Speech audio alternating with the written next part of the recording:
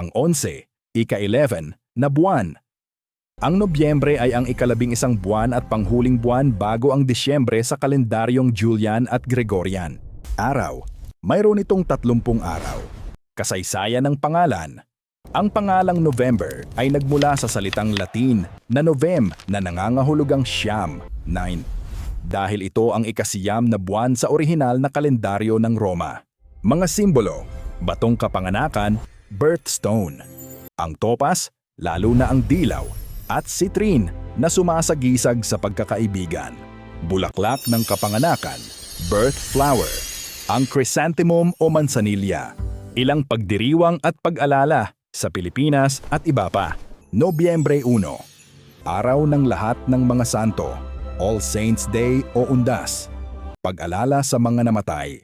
Nobyembre 30, araw ni Bonifacio, Bonifacio Day. Pag-alala sa kapanganakan ni Andres Bonifacio, ang ama ng himagsikang Pilipino.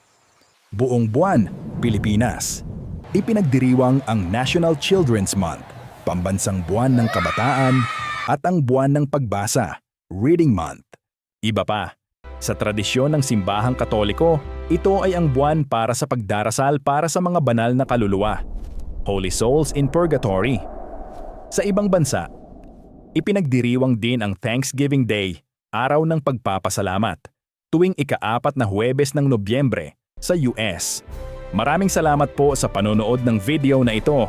Kung nagustuhan nyo ang panonood, pwede po ninyong i-like at mag-subscribe at i-turn on ang notifikasyon para sa susunod na mga AI Pormasyon TV.